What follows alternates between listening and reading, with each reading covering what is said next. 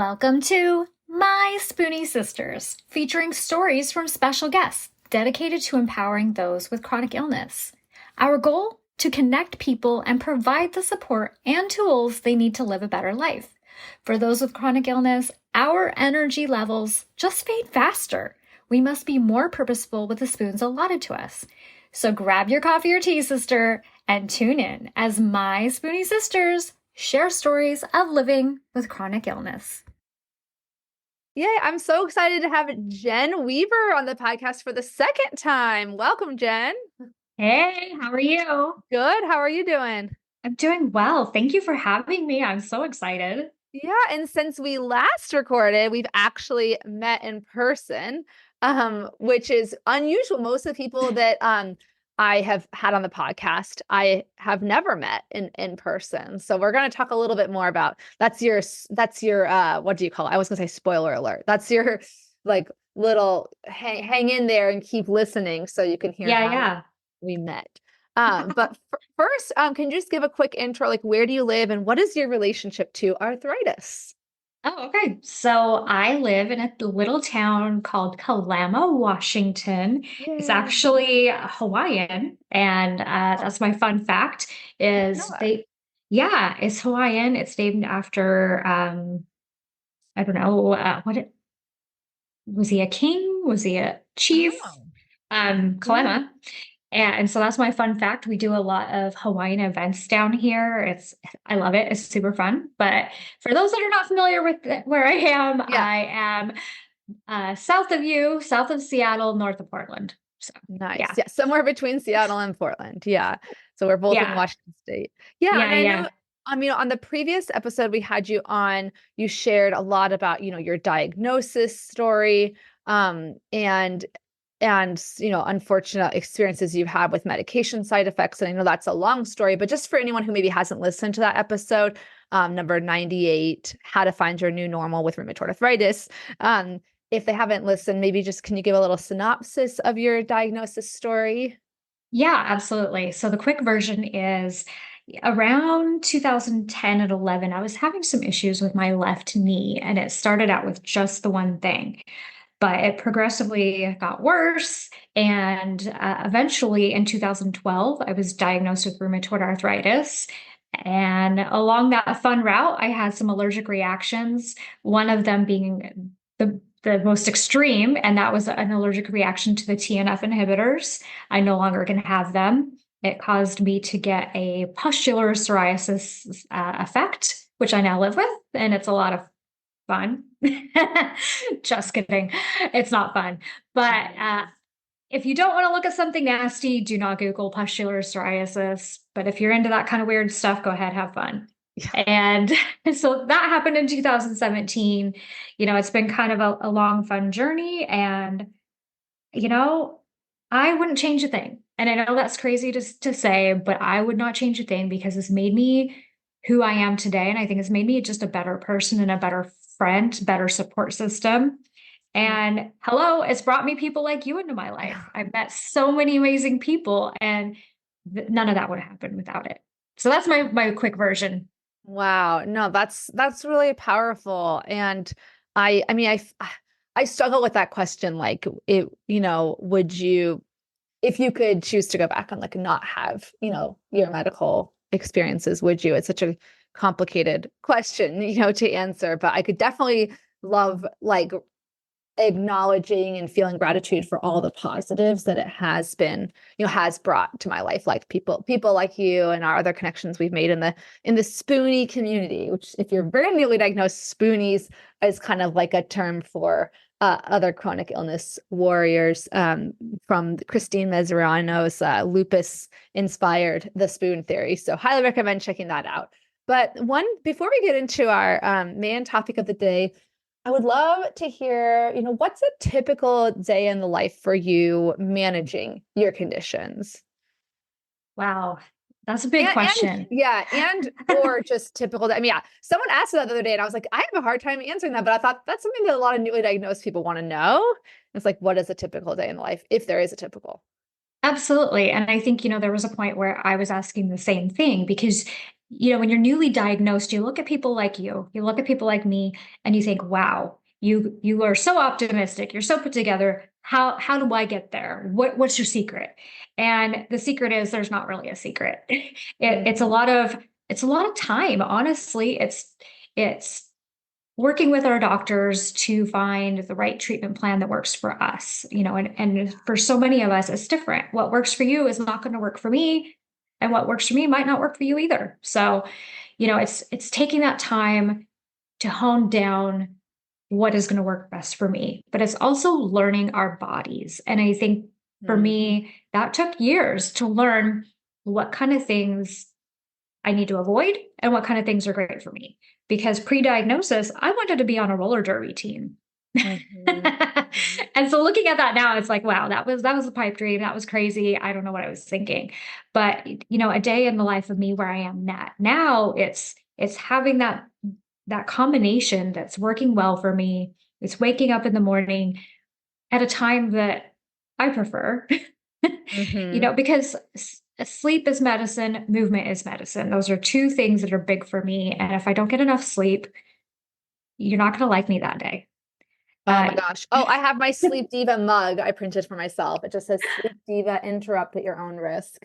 And oh, when I love that. I tried to set up an Etsy store and then I got all very overwhelmed and ignored it. So anyway, but yeah, I resonate with that a lot. Sleep and mood Yeah, are huge. they're really important, and I think I foolish. They were going to give me a medication, and then I was going to wake up and feel like me again. It doesn't Mhm. work that way. Yeah. It doesn't Some work that way. some people get that, but a The lot. lucky few. Yeah. Yes. Yes. Yeah. The lucky few. But I probably feel like I'm the closest to remission I possibly could be in right now. So most people don't even realize I'm sick, and that's cool. I'm okay with that. But I do need plenty of sleep. And then I need to make sure I'm moving. If I'm not moving, I'm going to be more sore. I'm going to be more cranky and more miserable. And so making sure that I'm implementing those into my day every single day, along with my supplements and self-care, that's definitely a big day in the life of me. But my kids are grown, and so don't have to get kids off to school anymore. So it's kind of getting up whenever I feel like it, checking emails, checking in on Instagram. I was gonna Um, say that's a lot. You're so productive on social media. Again, I know we only see that's my perception looking in from the outside, that and that is an important in occupational therapy. We are obsessed with just calling everything occupations. We call them meaningful activities. And so that is one of your, it seems, meaningful activities is connecting with others through social media. Absolutely. And I think a lot of it came from feeling scared and alone in the beginning of my journey because I had so many friends that did not understand what was going on with me whatsoever. Yeah. And so I never wanted people to feel the way I was feeling. And so I'm big on community and connection. Yeah. And so, you know, as I go on with my day, I sit down and I work on some content ideas when they come to me. And a lot of it comes at night. I'm sitting down Yeah. relaxing with my mother-in-law, and we're watching a show together, and I'm over there. I'm on Canva and designing and coming up with Mm-hmm. whatever comes my way. And so Yep. yeah, I I guess that was my long-winded version of a day in It's the not, life of no, me. that's not. And I was just, you know, reflecting as you were talking about, the importance of social connectedness and the American College of Lifestyle Medicine, which is a really fantastic. I'll put a link to it in the show notes. It's a multidisciplinary um, association, kind of like American College of Rheumatology is Association for Rheumatology Health Professionals, and the ARP is for like non physician practitioners. The lifestyle medicine, American College of Lifestyle Medicine, also ACLM, they are extremely multidisciplinary. There's physical therapists, occupational therapists, nurses, health coaches, personal trainers, doctors in every specialty that might see people for whom lifestyle interventions, like you mentioned, movement, sleep, and stress management. And interestingly, so they have these 6 pillars. This was going to relate exactly to what you were saying about social connections on social media. The 6 pillars of lifestyle medicine include positive social connections. So these are considered one of the most important, 6 most important things, along with whole food, plant predominant eating pattern. Again, this is going to be a little bit customized to each individual person for sure. Nutrition is very variable. So nutrition, physical activity, sleep, stress management, avoidance of risky substances, that's just on there, and positive social connections. Yeah. I mean, that's kind of goes without saying, but actually, want to recognize that that's not going to help people's chronic illness.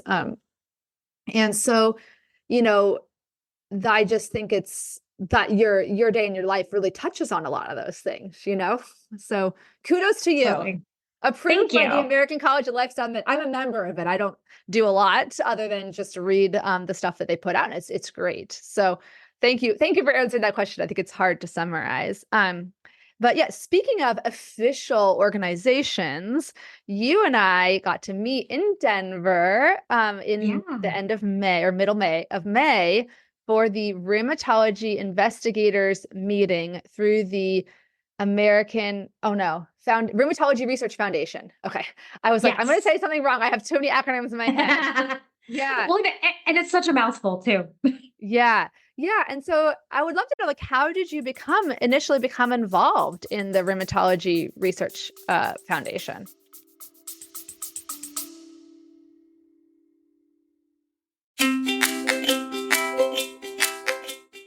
Calling all Spoonies. As a host of a chronic illness podcast, nothing lights up my day more than hearing from you, our incredible listeners. Whether it's a topic close to your heart that you want us to uncover, or you are keen to show your own journey as a guest on our show, your voice matters. Living with chronic illness can often feel isolating, but through the power of podcasting, we can come together as a community to uplift, educate, and inspire one another. Your stories, insights, and questions drive the conversations we have and the topics we explore. So if there's something on your mind, a story that you are just itching to share, or a guest you'd love to hear from, don't hesitate to reach out. Your voice is not only welcomed here, but celebrated.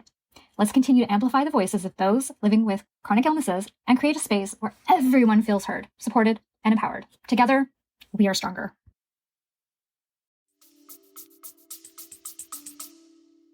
Okay, yeah. So I think it was about 2 years ago, maybe longer, when I was sort of newer in the Instagram realm of the Spoonie life.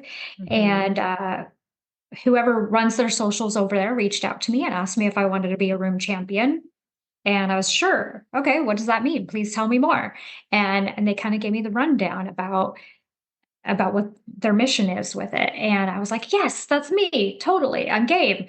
And yeah, so that's how it first started. And then, like you, a couple months ago, received an email with the invite to go to this for the first time. They've included patients, and that was just so exciting. I was thrilled to meet you in person. And of course, the others as well, our little tribe.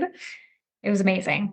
Yeah, it was great. They invited 5 or 6, actually, because they had a few last minute, right, people that they invited. And I do want to say that if anyone wants to become what's called, they have an official program called Room Champions, it simply is the only requirement to become part of this overall kind of community is to apply, quote unquote. And it's the point of it is to amplify voices of patients and caregivers and let others know they're not alone. And when you join the foundation, I'm reading from the website, may occasionally share or repost your content with permission and reach out to you about speaking about your journey with the media. So this is just for anyone who's wanting a baby step towards becoming more involved and sharing your story more publicly. Once you share, and it's just a really quick 5-minute application form, they can then will follow up with you and share your story on the Rheumatology Research Foundation site. So I also got contacted on social media, and when they invited me to the investigators meeting, I was like, what is an investigator meeting? Even though I've been so involved, right? I should say really quick, the Rheumatology Research Foundation, it's affiliated with the American College of Rheumatology. And that's the official professional association for the rheumatologist doctors and rheumatology health providers. So the whole goal of it is just to advance patient care.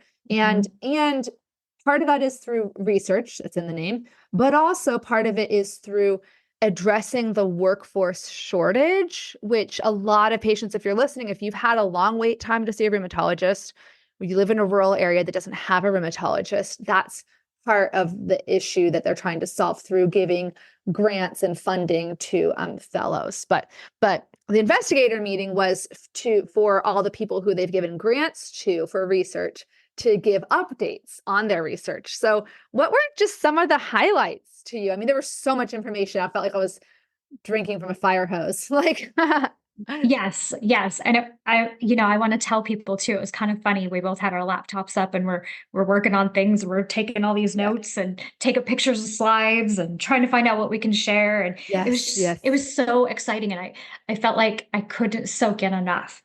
Some of it went over my head, but it was just exciting because they truly care. They want to help. Yeah. Yeah. And yeah, and so okay, I pulled up the page that I think meant the most to me, and it was talking about cholesterol because that is an issue for me. And I've had to go to the lipid clinic in Portland, and we're trying to figure out why the medications aren't working to lower my cholesterol. And so it's interesting hearing them talk about it and the oxidative stress and the HDL or complex particles and do you remember this one? And talking Yes. about Pawn One yeah, I'm looking over it now and I'm like, okay, some of this makes sense, but they're looking at targeted therapy, and I love that. And they had that for lupus, they had that for RA, they had one for osteo. I mean, they're really trying hard to come up with these targeted therapies that are really going to help us that much more.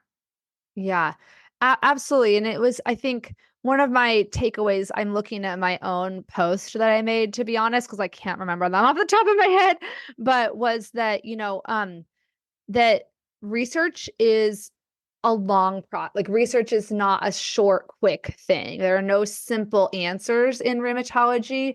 So learning that, sometimes um, researchers put all this work and years into something and they discover that their hypothesis wasn't correct. And that's sometimes just as important to know or to understand as when their hypothesis, was correct. Because then, okay, well, let's not waste our time going down this road. One of the things I thought I really resonate with one talk from Dr. Betty.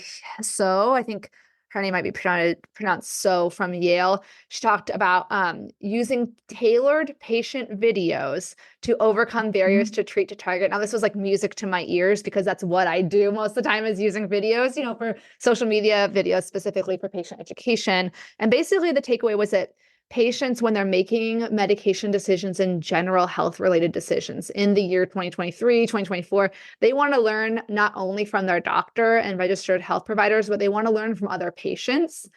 And it was almost therapeutic hearing her like respect the patient voice so much and not, I think a lot of doctors have said, oh, the patients just want to go on social media and like, they're going to get all this misinformation and they hear all these bad things. It's like, wait a minute, let's take the fact that patients have a desire as human beings to learn from another human being who's been there. And let's then, she's literally at an Ivy League school, right? So she's like the highest center for learning, and say, we're going to examine that need and explore it we're going to respect that that's how human nature is. And that no matter how good your doctor is, they're not going to take the place of another patient's voice. But let's curate patient stories to make sure that they're accurate and not misleading and present that to the patients. Sorry, I just going on tangent, but yeah. I was so excited about that one too. And I was like, okay, can I raise my hand? Like, can we be part of this, please? It's exciting. And it's true because a lot of newly diagnosed people now that's what they're doing. They're going to social media and they're looking for these people that have lived the life that they're now looking at. Because yes, our rheumatologists, our doctors, our care team, they can give us all this information and they can help us, but they're not the ones living it. And so at the end of the day, we're not bashing on them. We need them, but we also like talking to people that live it and feel it and understand it. Yeah, 100%.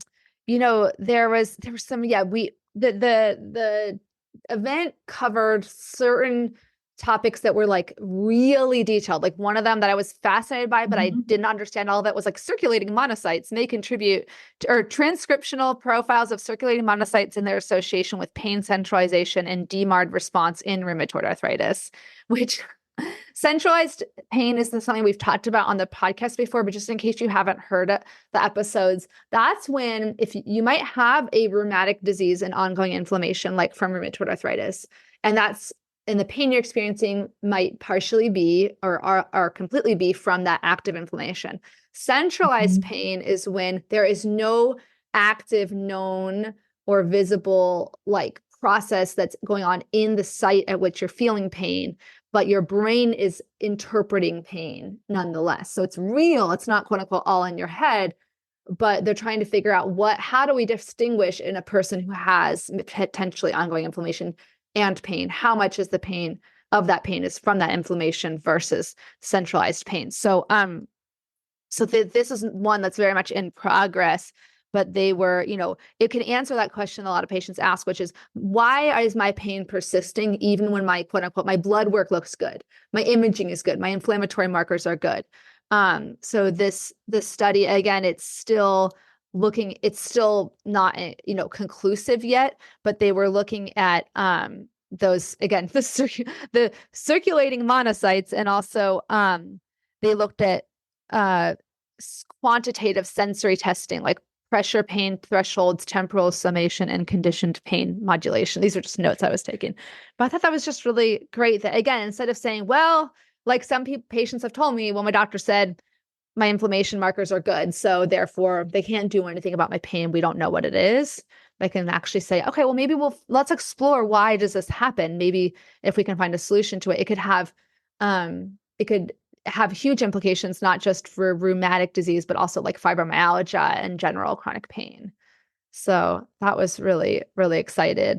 The other one, I thought you would like this one too, is, and you were there, but the social, actually, this might've been the last day where some of the people left earlier, but there was one from Dr. Ernest Vina called Mobilizing Hispanics with Knee Osteoarthritis Through Live Video Consultations, a dyad-based approach. That's when they involved not just the patient in an exercise intervention, but they involved a caregiver or a loved one along with them. And it just showed that when you have a family or friend who can exercise like along with you, it's more enjoyable. They're more likely to do it. It's more fun. And it was all done through telehealth, so it was accessible. So that was really exciting too.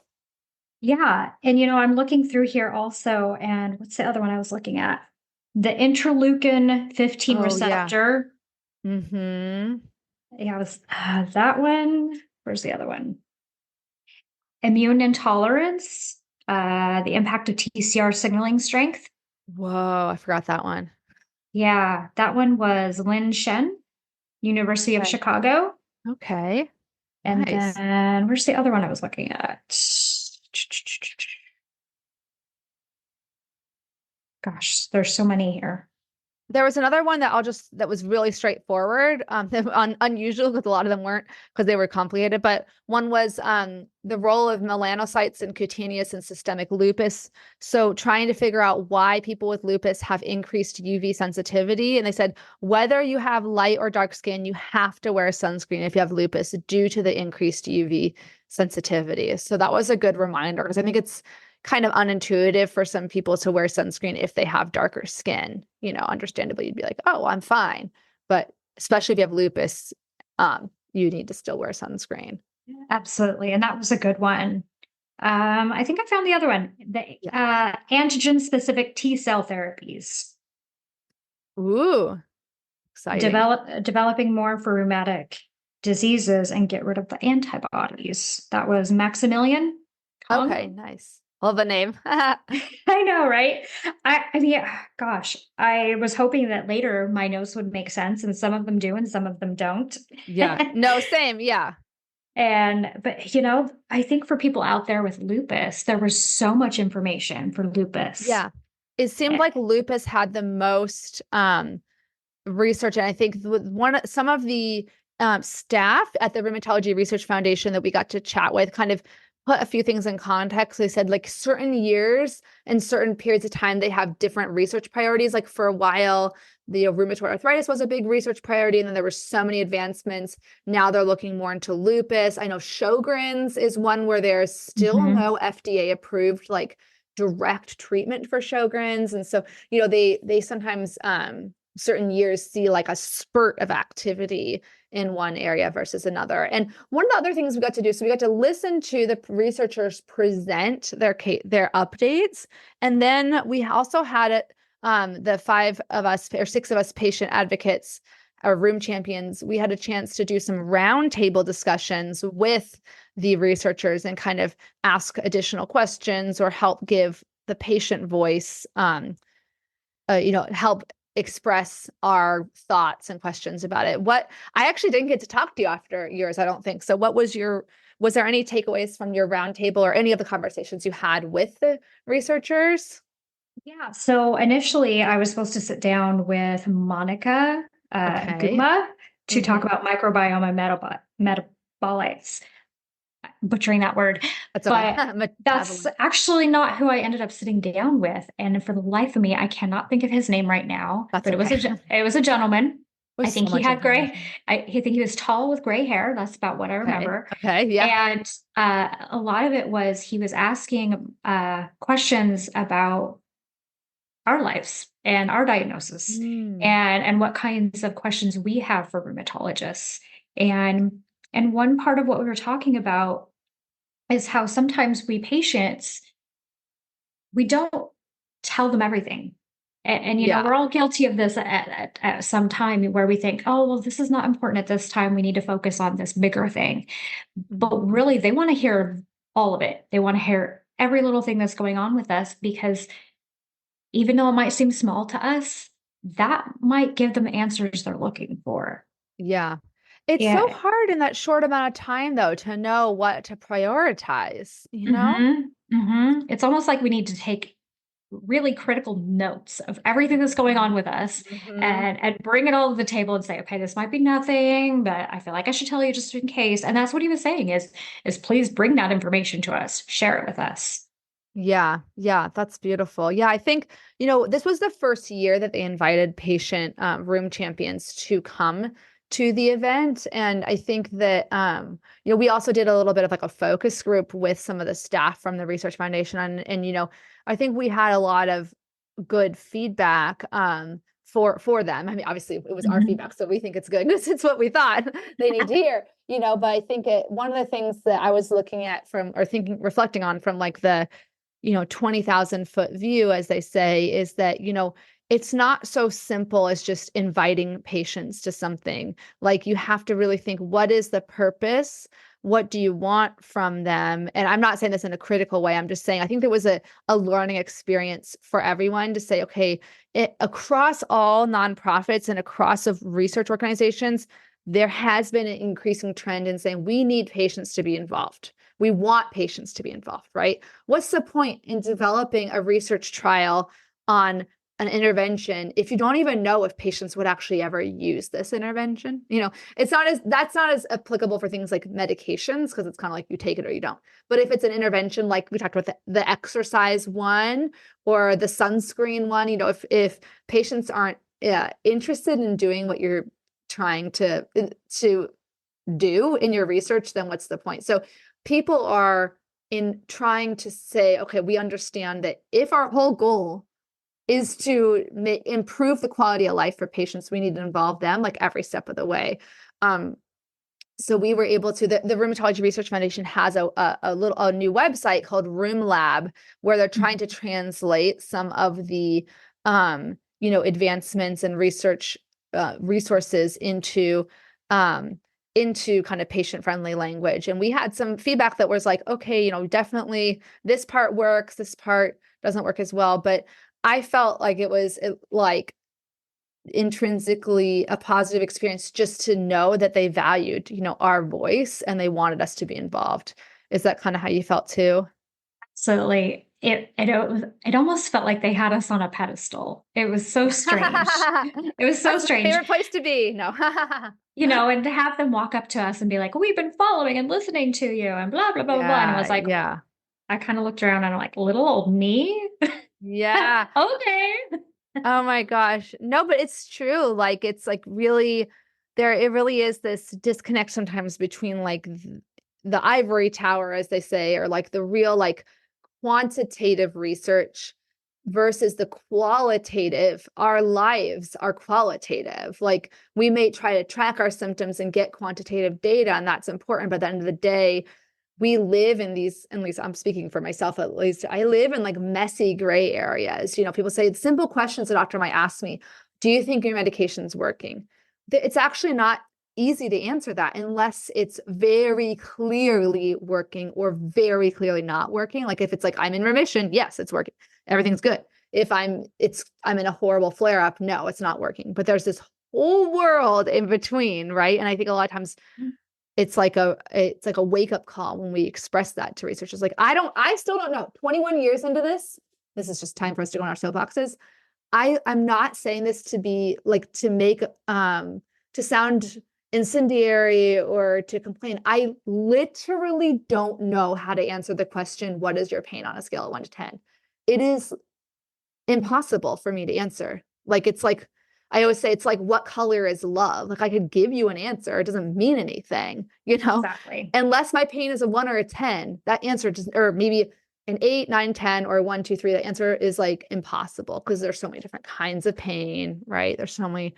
So I think that sometimes that researchers, that they often are focused on this really tiny silo, like trying to figure out how these monocytes are doing something, right? Whereas we're like, hi, I'm just trying to like get through the day, so that's always like an interesting experience. Is there anything else that you wanted to touch on just about the experience? I put in one, sorry, I was going to say, I put in one of my little write-up of like my takeaways, which is that, the patient voice matters. And that was, being able to meet the other advocates and connect to them. And we represented a huge spectrum of diagnoses, ages, gender, experience. That was really, really neat. But I think that's the only other one I didn't say yet. Is there anything else you wanted to share?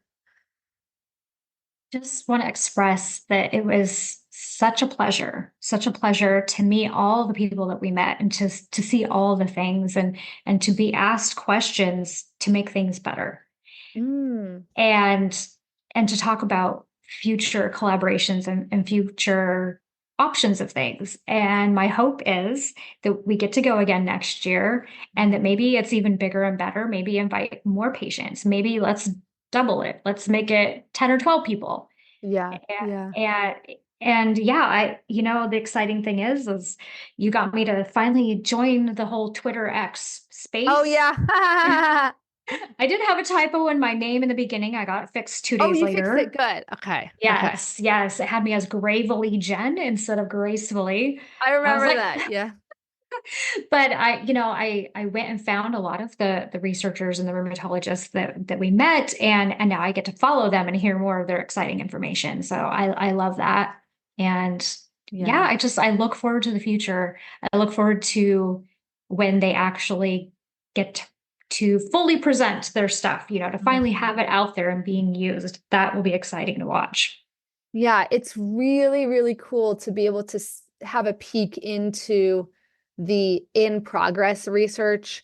And then, maybe in 2025, 2026, we'll see some of this. So the way the research process, we might see it at the conference, presented as like a finished peer-reviewed journal article, so,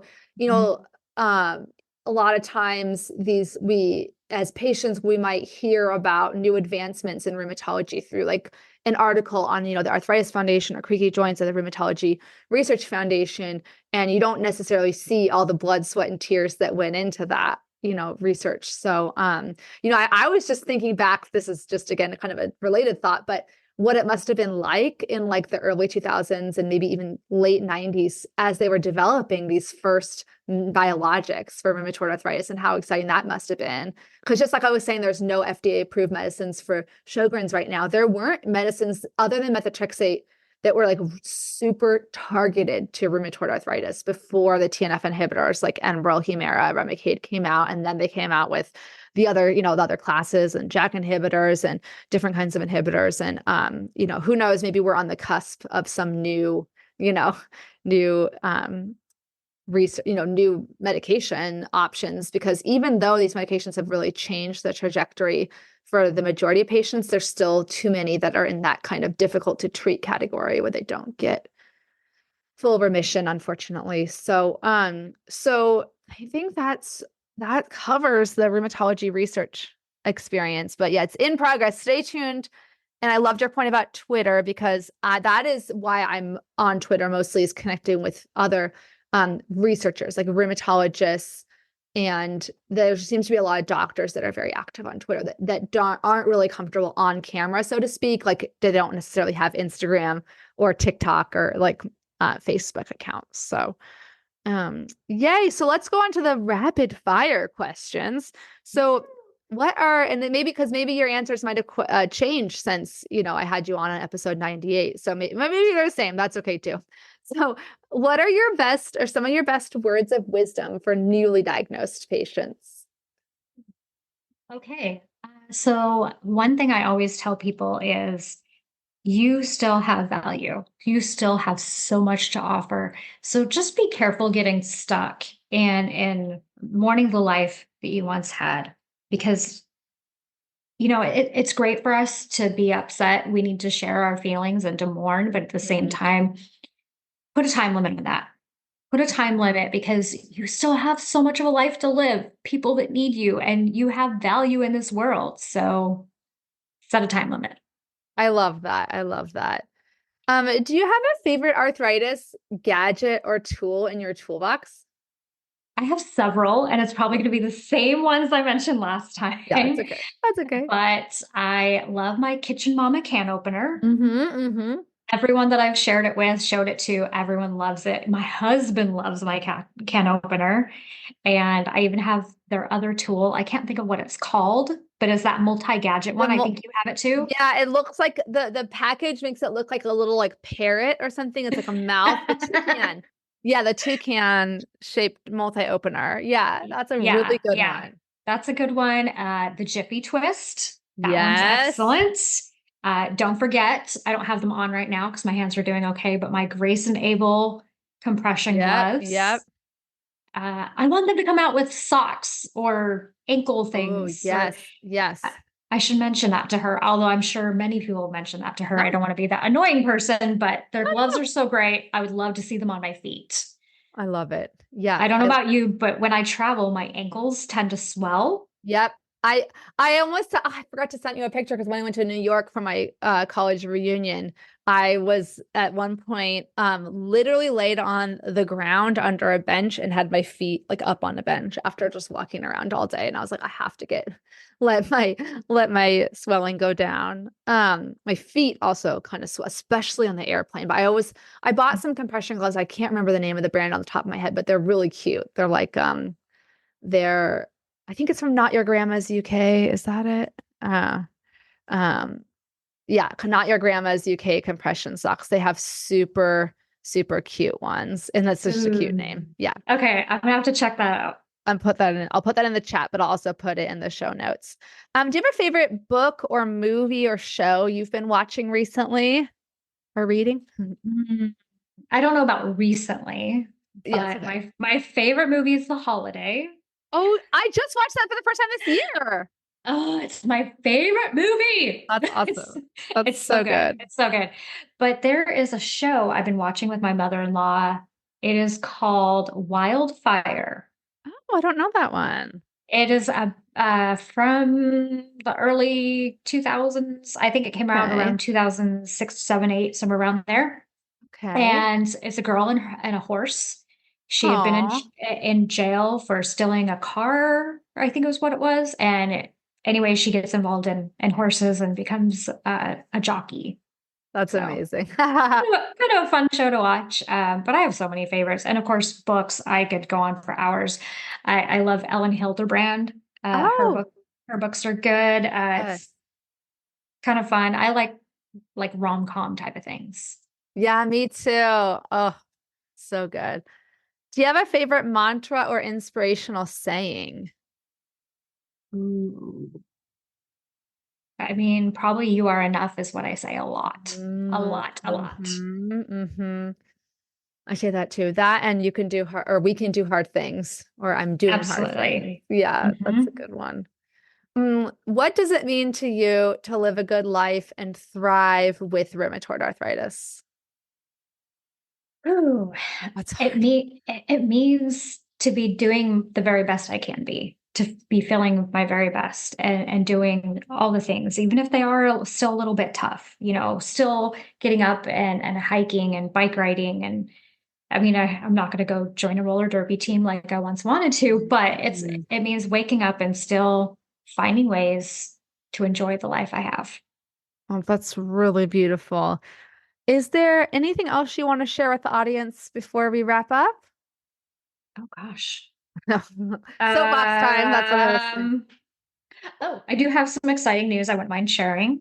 Yeah. So this is hopefully happening in July, but I don't know if you know the girl that runs Rare. Oh, yeah. But Yeah. okay, so she's amazing and so sweet. Well, she happened to notice that my friend Megan from It's Meg's Fitness, that Hmm. we run a support group, Hmm. and it's nothing like yours. Ours is not like Oh, a that's good. teaching one. Not Mhm. ours is strictly like let's get together and talk and lift each other Yeah, up. that's great. But so she reached out to me and invited us to be moderators and run it on the Cabana app. Whoa, cool. Yeah, so that's going to be happening soon. We're going to be making a schedule, doing a little giveaway so people could win, some stickers and some shirts and stuff like that for coming. And so that's kind of our Oh, fun thing great. coming up.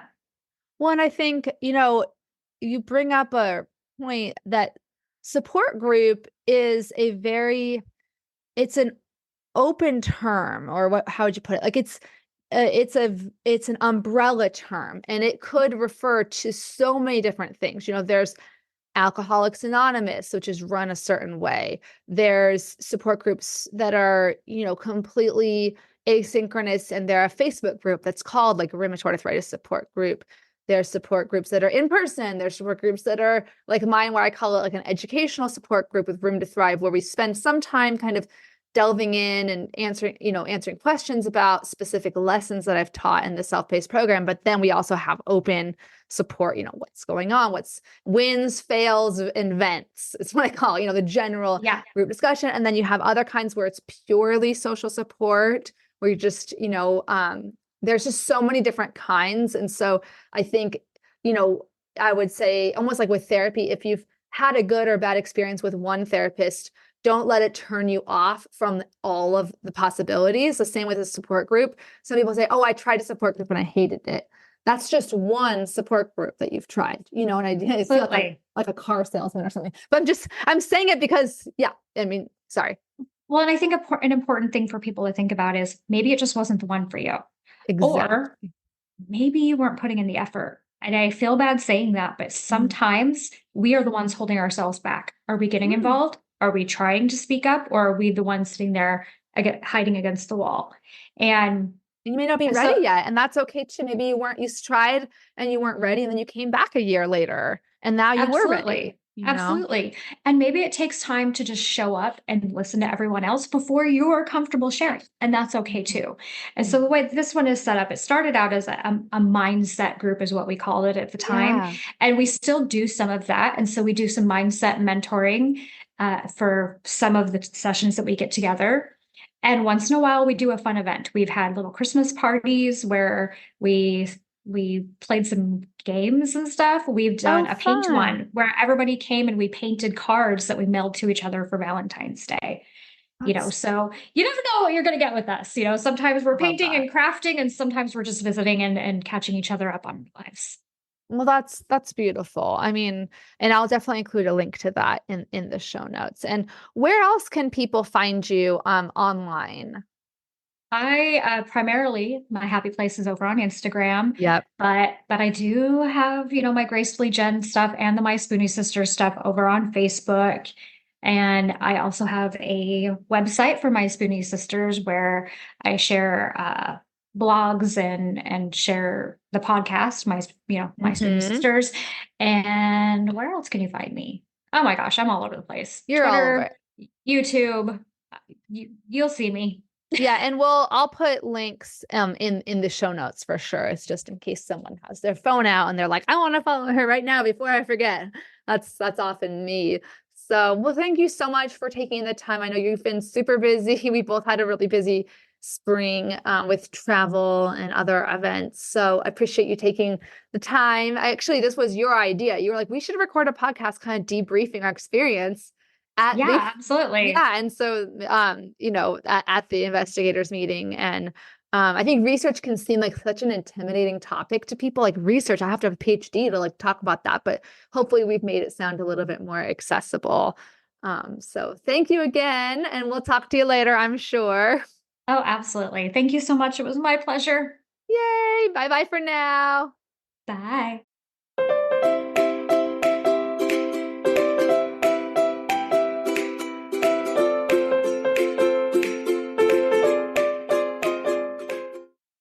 The information, opinions, and recommendations presented in this podcast are for general information only. Consult your own physician for any medical issues that you may be having. The information should not be taken as a replacement for medical, clinical, professional advice, diagnoses, or medical intervention. My Spoonie Sisters and guests will not be held liable for any of the consequences of such action or inaction. Trigger warning. Some episodes may cover sensitive topics including, but not limited to, suicide, abuse, mental illness, and chronic disease. You are advised to refrain from listening if you are likely to be offended or adversely impacted by any of these topics. None of the guests or hosts will be responsible for your use of the information contained therein. Life is not merely to be alive, but to be well. Living a life with a chronic illness is best described with one word: unpredictable. Be Well's products are designed to make the unpredictable easier to deal with. Back when I was getting my infusions, I would have loved to have their adult zip hoodie. They even have one in pink. They also have everything from one-day pill holders to urgency buckets. So remember, they want to make your life a little easier. So be sure to check out Be Well.